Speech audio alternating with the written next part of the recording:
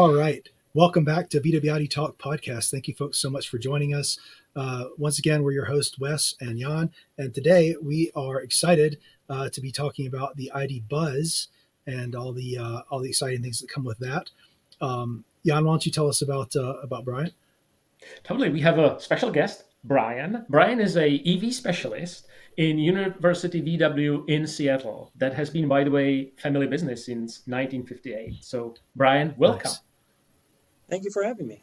Yeah, I'm pretty excited to have you on because it's just such a you hear so many stories about people not having enough folks that know their EVs to work on the VWs, and the dealerships that have really put the effort in are seeing a lot of.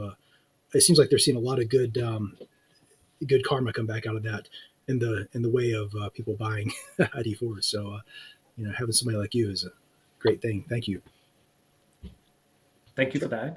And Brian, we actually met when I ordered my ID4. I know this was 4 years ago. So many things have changed, and I've even started servicing my Mark V Jetta in your dealership because I found it very great to work with you all. And maybe I'm just this crazy European who came with a different mindset from Europe, because in Europe the way how things work is, if I want to order a specific car, I have a car in my mind, I'll come to the dealer and we'll configure the car. Then the car gets manufactured, and in a couple of weeks it's get delivered, and I'll just get it.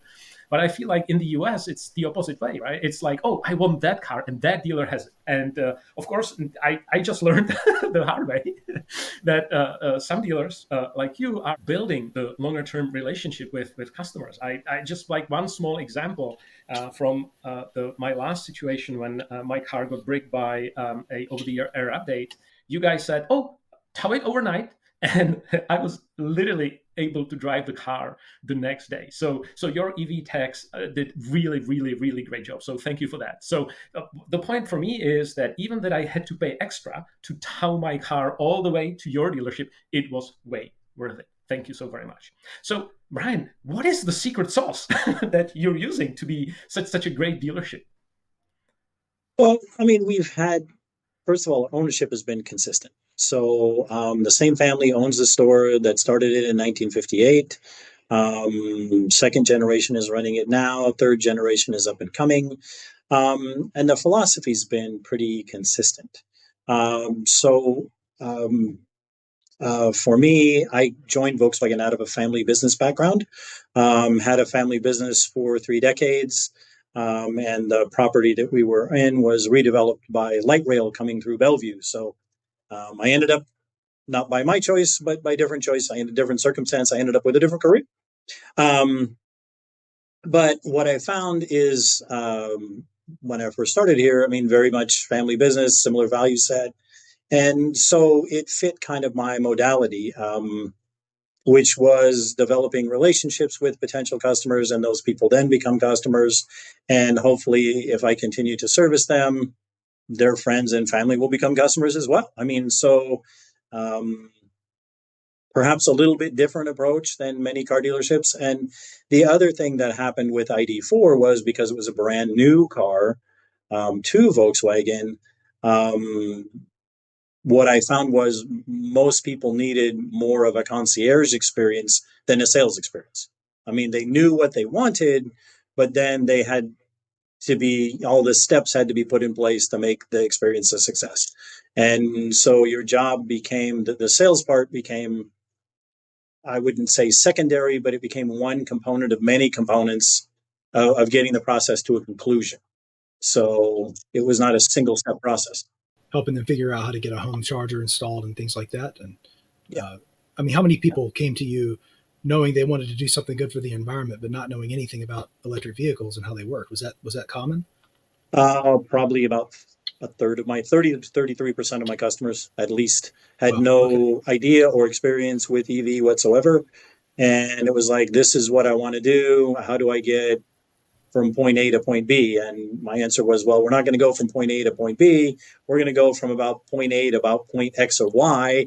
And it's going to take a little time to get there, right? Yeah. So that was kind of the process that I guess I was referring to. Was it isn't a single, I mean, there is a single decision point of, yes, I want to exit ICE vehicles and I want to become an EV customer, but then how do I reset my life to become an EV customer? And so, yeah, that's more of a process than, here's the keys and a tank of gas and good luck. I mean, that's not, Yeah. it's a little different approach to selling. And I'm much more comfortable with that because that's the background I came out of. Right. Yeah. I mean, I had long-term customers that I dealt with for many years. And so my expectation is, this would be similar. And in some respects, that's been true. So Makes total Great. sense. And so when you have a lot of these people coming in looking for the ID4, are you seeing a lot of the same folks that are asking about the Buzz? Or do you a whole new demographic? How's that looking? I'd say about 25% maybe are interested in the Buzz. And I don't think probably more than maybe 10 or 15% at most would commit to Right. a Buzz simply because it doesn't necessarily fit their lifestyle. I Right. mean, it's an idealistic vehicle, but then the question is, does it fit? I mean, Yeah. if it's just two people, do you need a 7-person people mover? Right. Well, my daughter is convinced that it fits her lifestyle. She's 13. And she wants one. I told Yeah. her that I'm sorry, but she's gonna have to wait until they're used because it's just not it's not happening. But Yes, we did. So the Buzz is real. Our first 2 units were completed one October 5th and one October 8th, and they're headed for the German port of Emden.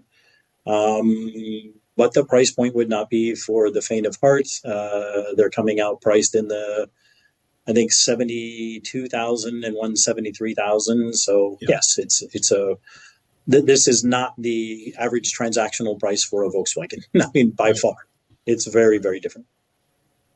Yeah. Well, Totally go ahead, makes Jan. sense. What was very interesting is maybe you've all noticed that we are part of the VWID Talk forum, and this is our podcast. And because this is a multinational forum, there already is a subforum for ID.Buzz, and there are many, many customers who already drive the bus in Europe because it was made Yes. available sooner in Europe. Yeah, it Mhm. was not the long wheelbase, but the shorter wheelbase was available in Europe.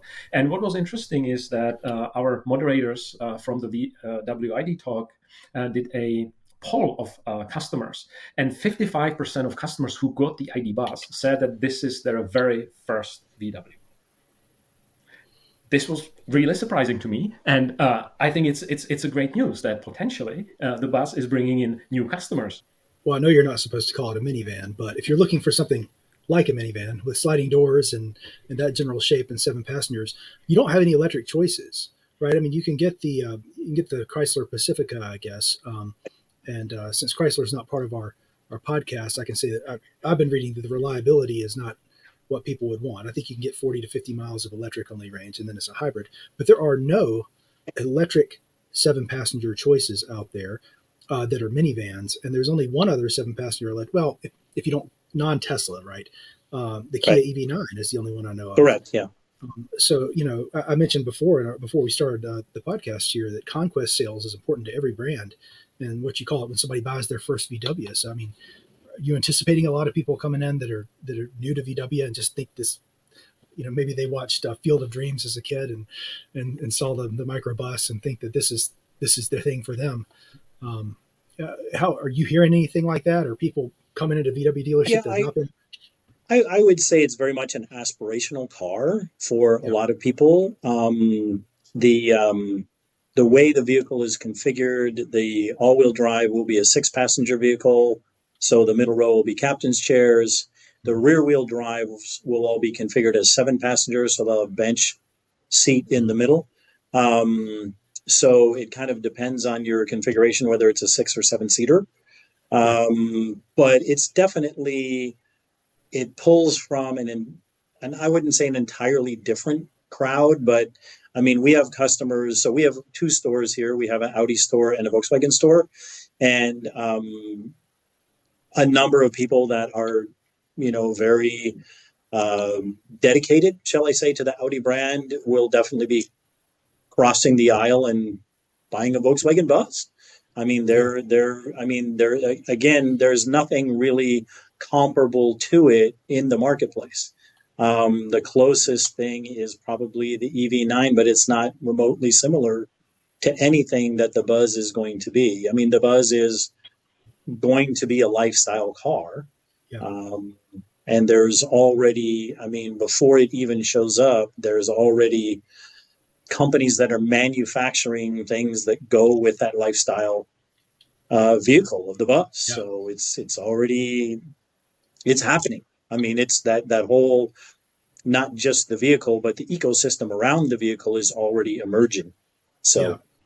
Well, you can see things that Volkswagen has done because they knew it was going to be an expensive car. And to be clear, there will be some, even the bottom level trims in this are kind of similar to the Pro S trim, or yeah. are they called Pro S? So, I mean, they're going to be well appointed, even, Right. And they'll start at 60 or just over 60, 61.5 Correct. or something like that. But things like the electrochromatic panoramic roof, right? You flip the switch and the roof goes opaque, and it makes you feel like you're getting your money's worth, at least when you get things like that, high tech, sliding doors, and electric sliding doors, right? Yeah. And so and I've just was doing the virtual tour around the interior and all the little storage cubbies and just everything. The interior color choices are really great. Burnt orange. Where else can you get that? It's really exciting. I would absolutely. I want one, and I certainly don't need one. So, we're two kids and a dog, and but I would love to have one of those. One of my colleagues who's just married, and they don't have kids or anything, but she said this is her dream car. So a lot of people she didn't know about this, and I said, look what Volkswagen's making. She said, wow, I've never been a car person, but I might be a car person now. And the exterior design definitely is very cute, right? So it's a very cute looking car that in myself drives some very positive emotions. It almost feels like the car is smiling all the time at me. Right? Yeah. So I really like it as a very positive thing to drive on the road outside. That was some of Volkswagen's marketing. It said, "Why is this car smiling?" Saying that on the website. They should have made the logo bigger. It should have been, like hey, you can almost 3D print a bigger one, so that would be up to you to mod it. That's So you actually can get already. Volkswagen has a WrapMate program, which I just did their webinar today. So these are pre-measured, pre-cut, different patterns, logos, things that you can have applied. You can literally wrap the entire van. You can do part of the van. You can do stripes. You can do flowers, peace sign. I mean, you can pick everything from little individual appliques that you can do yourself to full-scale professional application. There's literally 150 different combinations that you can wrap your van in. And you know that one of them will be the mystery machine, of course, right? The mystery machine from Scooby-Doo. Yes, will absolutely be. I didn't see that one in there, but that would be fun. Yes. Well, if it's not, it should be. And then they need to have the package they will. Smoke comes out, and they will entertain custom requests. I'm not sure what they'll price you out at, but they'll entertain them. So. How bad do you really want that? Yeah. Good point. And Brian, would this be available directly from VW? So this is actually so WrapMate is a company that has about 2,000 plus installers around the United States. So they're already in the vinyl business, and Volkswagen selected them as a corporate partner for the Buzz. They've been working with VW for about 6 months. And so they already have prefabricated vinyl wraps for the Buzz. They have also a custom program. And you can select how much or how little you want to do. Like I said, everything from little hand size appliques you can do yourself to stripes, to waves, to they've got one that's literally in plaid. You can wrap your van in plaid. So and it is VW specific, so it has what they call color lock. So the vinyl applique will match the color of your van. So, yeah. And even in plaid, it is still washable, right? You can still. Yes, no. It is. Yes, the whole thing is. Yeah, it's very. Yeah, it's. So this is vinyl wrap technology from 3M. I mean, this is common on cars today. So yes, it's washable, it's removable, it's repairable. They actually already have people that they're certifying that if you have a wrap, you get in an accident, you need to take off a quarter panel or a door and put a replacement piece and make sure it all lines up. I mean, those people are getting trained up now. The vans haven't even arrived here yet, or first one hasn't even been appliqued. So, yeah. Wes, I'm afraid that your daughter might convince you to get one. She doesn't have that much power yet. You know, she might.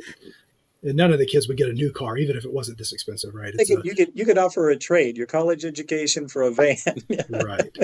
Yeah. Well, I'm not sure that. Well, nowadays, shoot, the van would probably take 4 of those to make a college education. But yeah, that's a good trade. And then if she takes that trade, then she loses the test. She fails the test, right? That's right. Yeah. So yeah, we'll probably get one. It'll be used. But these things are really great looking. So the Tesla drivers could get a Model S Plaid, and we'll be able to get a Model Pro S Plaid, or right. See, even better. Love it. Won't be, maybe not as fast as the Plaid, as the Tesla Plaid, but it'll be have more character. How's that? Yeah. And so, Brian, how long have you been a VW guy? Did you just happen into it, or have you always been? Well, yeah, I kind of happened into it when our family business, when we knew from the city of Bellevue that the building was going to be plowed under, we had to make choices. And so for the first time in 3 decades, I had to go looking for other employment. And so these guys were the first guys that, pinged me back and said, "Hey, have you thought about selling vehicles?" I'm like, "Well, I've been selling things all my life, so I'll try cars." Right. And the reason they were excited is they knew that Volkswagen was going to go electric, and all my business experience had been in the electrical business. So, okay. I mean, we did lighting, power systems, custom build outs for people. I mean, these are the things that we did. So I already had, when people started talking about home power supply, I already knew what they needed to go do. Right. So, many of the things that came with EVs were things that were already in my wheelhouse. So it was just a question of catching up to the rest of it as far as, the car business. So, yeah. So you could help. One of the things on my bucket list is to convert. I've got a 68 Gia, and I want to convert that to electric, mainly because it's so much work to keep the old pancake is great, but I had to learn. I never worked on a carburetor before, right? I never adjusted valves, so I got some valve feeler gauges now. But I'm excited about not. You get that great heater effect where it pulls the exhaust into the cabin, which and the air conditioner works best above 40 miles an hour with the windows rolled down. But it's a great car, and people look at it when you're driving. They're like, "Whoa, what is that?" And even the kids, especially 18, 19-year-old kids on the college campus, are giving you like, "Yes, that's what we're talking about." So, but it needs to be electric. So, if I can make a trip out. Hey, maybe we can find some wrecked ID.4 and use that. Who knows? Well, the small version, I think, will come to the United States. The ID.2, I think we will see that here. Really? We're not going to get the 3. The 3 has been a definite no. Okay. But the ID.2 conversation is for real. It's taking place, but that won't even be introduced until 2026 in Europe. So earliest we would see it here is probably 27. Yeah. But that would be smaller than a Golf, I guess? So it's basically a replacement for the Golf, roughly. A little bit larger because the MEB platform. Huh? Okay. So they say it's Polo size on the outside, but Golf size on the inside. Okay. Yeah. So it's off the MEB platform. So it'll be a little bit different size than the old Golf. The one I drive the e-Golf, so it'll be a little bit different size than that. But that's a car that I'm pretty excited about. 220, 240 mile range, something like that, out of a car that size. Yeah. Well, even the e-Golf is a great car for your daily commute. Oh, yeah. No, it's perfect. It's perfect for a daily commute. I just can't drive it to Portland. That's not right. Well, you can, but you have to make. It would be a very slow trip. Yes. Multiple days. Lots of interruptions. So it does. Go ahead. So we are recording this in beginning of October, and so Brian, you mentioned that there is the first edition that is being loaded on ships. So there was a batch that was already made of these Right. first editions, and these first editions are quite well equipped. And so, Yes. are they? Is it like just one batch that they did, and whatever cells get sold, and then they're no longer made, and then customers would need to or make their choice between the Pro S and Pro S Plus, or how is it working? Well, we have, so in our system, I mean, the way they allocate to dealers is based on your prior sales record of ID4 and also to a lesser extent, your total sales of vehicles. So it includes your ICE vehicles as well. We've had a very strong track record here of ID4 sales, very high in our local area, and even at different points nationally, we were quite high. We've been kind of wiped out by the California dealers because California has basically used tax credits to essentially buy the business. So those, so those sales, I mean, it's not balanced really anymore because the government has its finger on the scale, so You to mean the speak, right? state level tax credits in California? Well, so what they do is they give a direct rebate to the customer. So, in addition to the 7,500 rebate, The they federal get a state rebate. sales tax discount. They get a break on your state income tax, and then they get if they meet a certain income requirement, they get a direct cash payment Wow. of like $6,000 to $9,000. So essentially, you're talking about buying a $40,000 car for less than $20,000 Yeah. by the time you're all done. So Wow. yes, it sort of skews the sales pattern. Yeah. I mean, it can't help but do so, right? We don't have those incentives in Washington State. We've had a little bit of tax incentives from Washington State that were quite strong, but that business has kind of tapered off because they only allocated about 40 million to it in Washington State, and that got chewed up in about 3.5 months. So Yeah. it didn't take very long for it to go away. But that I expect we'll see some more of that. But to get back to the point of what we were talking about, allocation of buzz was based on your sales of ID4 plus some percentage of ICE cars. And so we actually have a fair number of ID.Buzz in our queue. I mean, that Volkswagen has assigned us. And we're going to get, I mean, I think that the biggest thing is the delivery process is going to be fairly slow. We're probably only going to get half a dozen a month, maybe 8 in a big month, but we might have at any given time 20 to 30 in our queue, but we won't. Deliveries are already, I mean, we can look out for deliveries and we can see that they're, February, March, April. So these aren't going to be sitting on your lot. Yeah, they're very, the allocation up front, well, it looks significant, is not followed up by large volume manufacture. So I don't know what total deliveries will be in the United States. I have no way of knowing that. Volkswagen's not going to tell me, but if I look at the pace of production and kind of look at the dealer network, I mean, I think we're looking at something maybe in the 18 to low 20,000 some range. 21, 22. We're not going to get to 30 or 40,000 ID.Buzz delivered to the United States. I mean, really? I think the dealers could sell them if they brought that many here, but we're not. I just don't think we're going to see that many initially. Yeah, and so just to clarify, the ID.Buzz is made in Europe, in Emden, in Germany. Yeah. So it is a truly made in Germany car. Have there been some discussions of potentially moving the production to the US as well as the ID.4, or not really? Because nothing as of yet. I think there's 2 issues there. One is there's been a decision originally when the discussion was had between short wheelbase, long wheelbase. The decision was made a number of years ago. I think it was 5 or 6 years ago by Volkswagen North America that we were not going to take the short wheelbase at all. We were only going to take long wheelbase, and even though that was going to be the second model produced, not the first model. So what has happened is that the short wheelbase obviously introduced in Europe, very successful. Long wheelbase model was supposed to come here. We were supposed to get, a good chunk of that production. The reality is, I think based on the success of ID.Buzz in Europe, I think the long wheelbase, a portion of that production is going to be devoted to Europe as well now. So which is very typical for, I mean, this happened with ID.4. I mean, there was allocation for the United States, and we were shorted, some thousands of vehicles that were sold in Europe.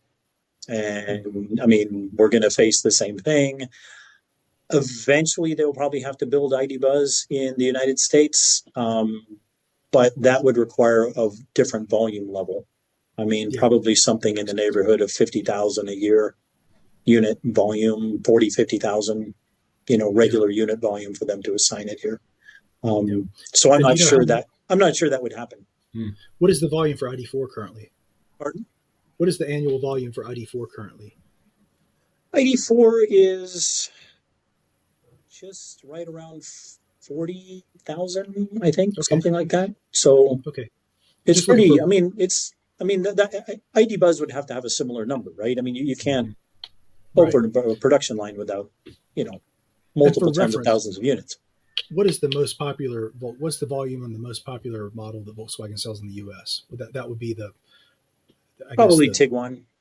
The Tiguan, yeah. Tiguan is probably the largest volume vehicle that they have. Yeah, and that's a few 100,000, or how many? Probably right around 100, 90, 80, 90, something like that. I mean, those are made in Puebla, in Mexico. Okay, so you wouldn't have to see crazy numbers of Buzz for them to make them over here, but you would just need something that's as popular as at least the other models are. And steady demand. I mean, it would need to be steady demand. I mean, and that's really the only, and I think that's one of the reasons that they're being cautious, right? I mean, this is not an inexpensive car. It is a lifestyle brand car, more than a volume car, I guess, if you will. So the concern is, okay, project the demand out 5 years. Is the demand in 10 years going to be the same as it's going to be years 0 through 5? Right. Do you burn through all of your early adopters? Yeah. And then, that makes sense. That makes sense. And by the way, these numbers that we are discussing are also available on the VW website. When you go to the news room portion, they quarterly or even maybe more. Yeah, they're reporting them regularly. This is not. I mean, this is not in any way confidential knowledge. I mean, these are publicly available figures that you can research yourself. So okay. Well, I was going to ask about, since these are made in Emden, is something University VW can do? They won't be eligible for the federal tax credit. Can you help people do like a lease with a negotiated buyout and immediate? It would be lease. It would be a lease program. Yeah. So we're assuming we don't have confirmation yet because we don't have cars yet. We're assuming that once we get cars here, we will get the $7,500 tax credit on lease. Not on purchase. Clearly, they will not be eligible for purchase.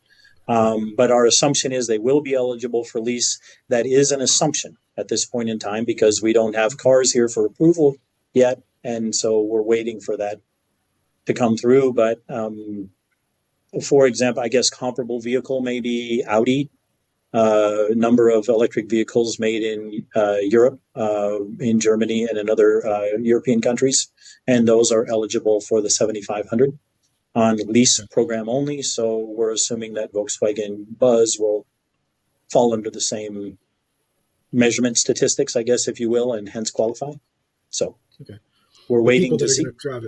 If the people drive it a lot, are you going to be able to do something like, I sign a lease, and at the time I signed the lease, negotiate a buyout within a week or a month or something like that? Well, right. So the buyout price on the lease is fixed, right? I mean, there's no more open-ended lease contracts in any state of America that I know of. So I mean, the lease contracts are closed end, so residual is fixed at the time of purchase. So yeah, I'm ignorant about this. I've never leased a vehicle. I buy them and keep them. So yeah, neither I. But that was a really great question, Wes, on the tax credit. Yeah, thanks. Oh, thanks.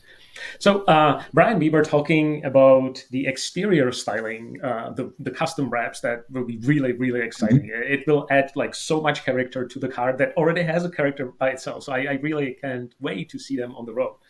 But I'm sure that people also have some crazy ideas on how they want to spend more time or spend their time in the vehicle, sleep in the vehicle, cook in the vehicle, have a shower, right? Have a bathroom, and so I'm sure that there are already some like interior mods and updates that converted into almost like an RV.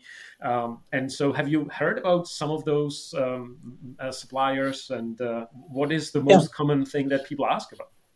Well, many of these conversion kits, I mean, already exist in Europe, but in the United States, there's a company here in Seattle, actually, that we're working with called Peace. Name of the company is Peace Vans, and they actually have. Oh, they've already been working with Volkswagen, and they already have.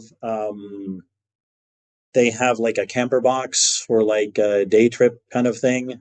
Comes with a sink and a stove and a refrigerator, little sound system, and you remove the back row of seats. They have a another one that folds the same kind of kit plus a fold out queen size bed essentially. Again, you remove the second the last row of seats. They have a prototype not built out yet because they actually need a car here, where they'll basically put in like a sofa and a table plus the camping kit and everything like that. We're not going to get to bathrooms. I don't think we're going to get to bathrooms, but sink, stove, sound system. But literally, they're thinking they're going to take out both rows of seats, the second and the third row. So all you have is two seats, but you literally can go do electric van life. I mean, you'll be able to work, cook, sleep, everything in your van, and then they'll have external like awnings and this kind of thing that you can add to the van as well. So literally you can have a mobile home life for two people if that's what you want to do.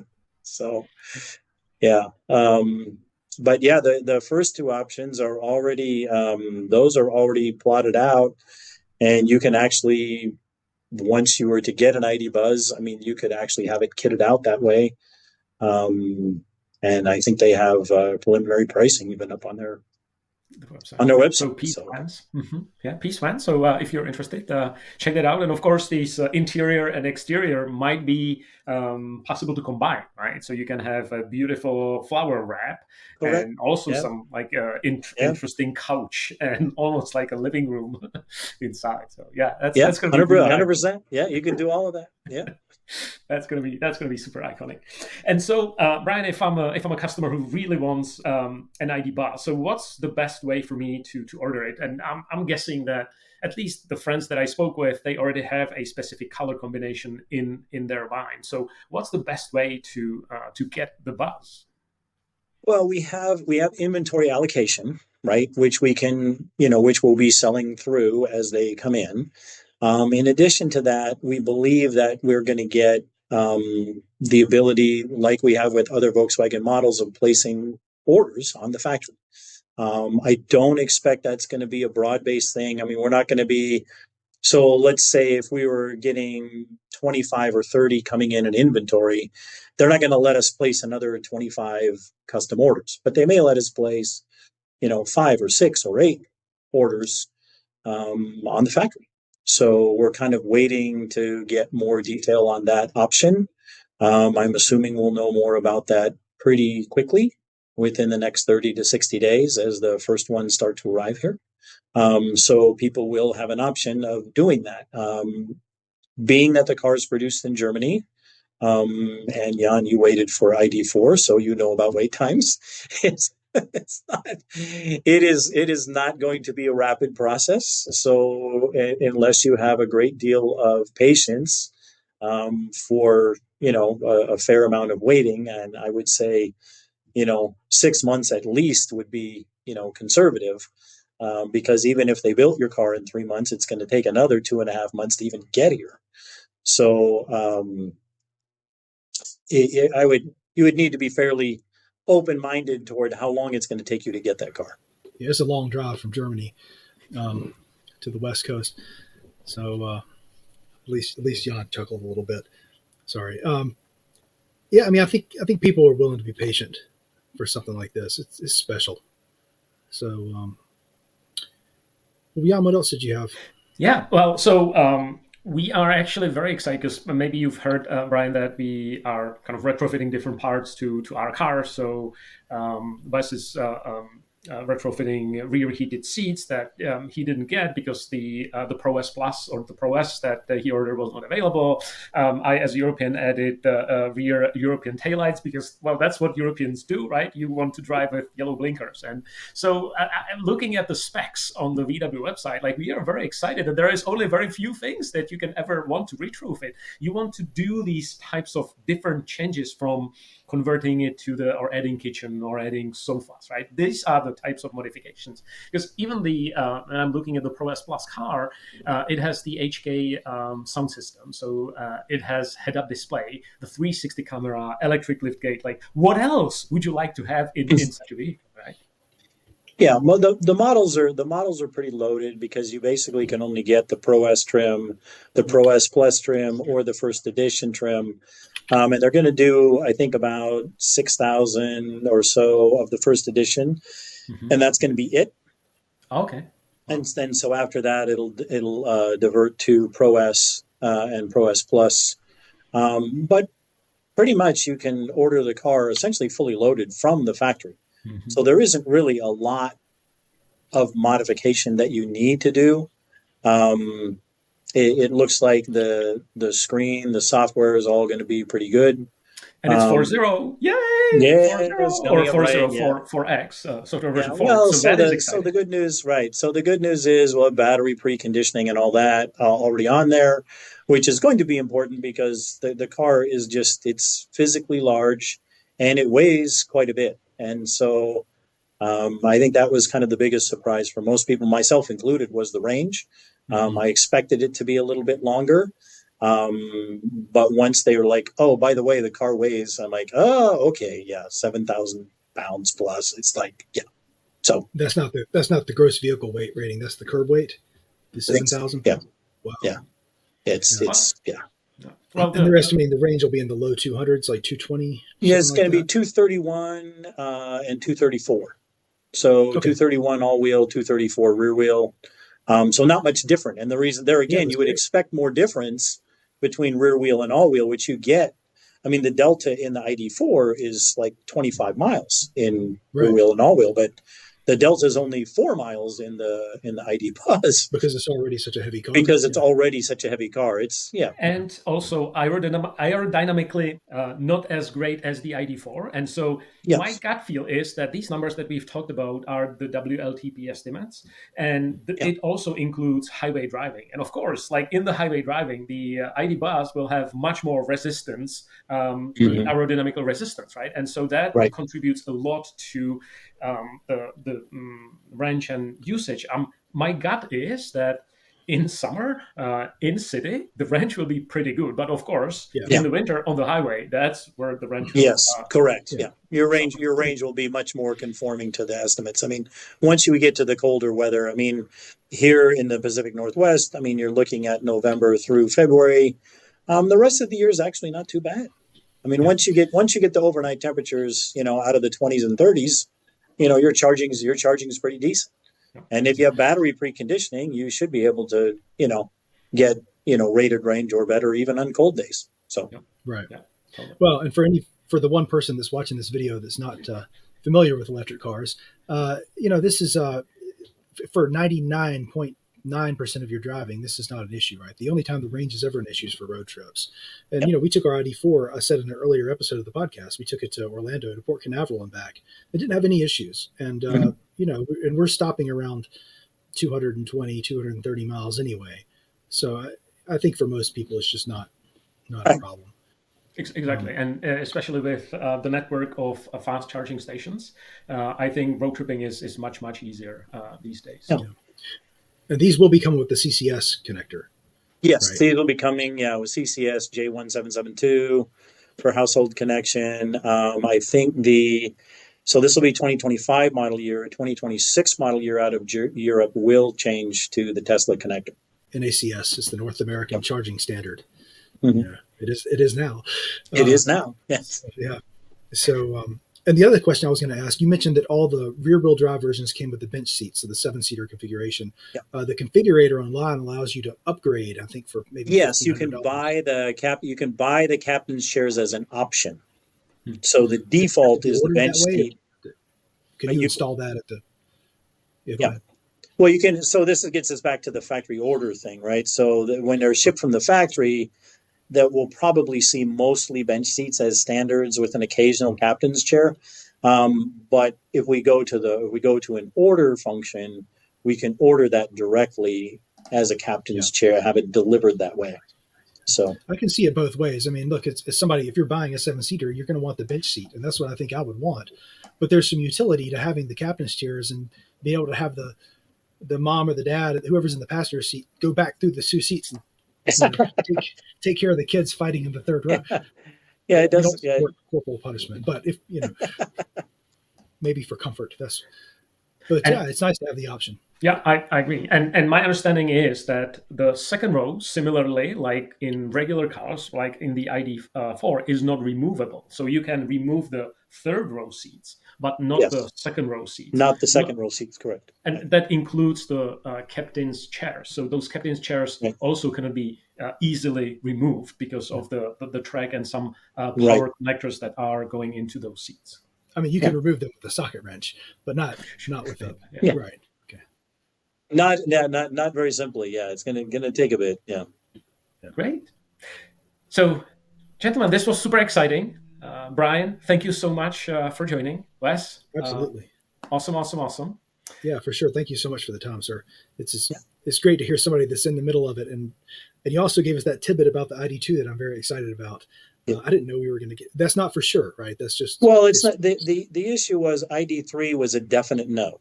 And the conversation is, well, then what are you going to do at that size level? Because as you move to an EV lineup, you're going to have sizes available for consumers, right?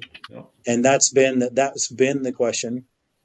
And so the other issue is, of course, as we move away from gas cars, the last remaining cars we have in that size are the GTI and the Golf R produced in Europe. So we no longer have a standard Golf either available for customers. So we don't have a compact anything. I mean, our smallest even ICE vehicle is Jetta, which is, I mean, well, I would consider it a medium sedan, not a small sedan. It grew a bit in the last few years. It expands. Yes, it does. So, hence the conversation came about with ID2, and the issue was it's going to be introduced in Europe in 2026. And then the next iteration is, do we take it to the United States? And that's, I mean, I have not heard anything definite about it, but I have heard that it is an open conversation.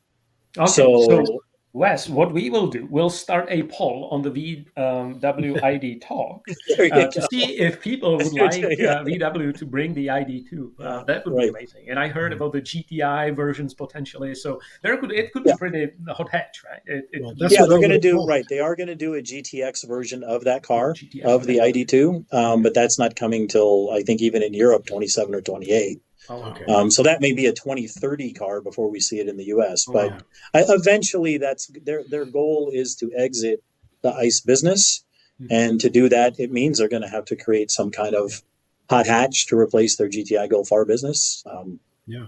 So eventually, we'll get there. It just may be, longer than anybody would like to wait, but it'll happen. Wow. That's what we'll be getting. I mean, I loved my TDI Golfs, so I would love to have another similar, even if it's not called Golf. Yeah, it'd be great. Yeah, but thank you so much, Brian, for spending the time. It's really just great hearing. I mean, I think you can tell we're excited about it. Obviously, we could buy. We are. Yeah, I'm not sure what VW could do to make me not buy one. I'm sure there's something, but I haven't. Anyway, but thank you so much. Thank you so much to our listeners. Very grateful to Brian for his time to talk to us today about everything Volkswagen and the deep dive on the Buzz. And please subscribe so you don't miss the next episode, and follow the VW ID Talk forum. Thank you so much. Bye. Thank you. Bye-bye.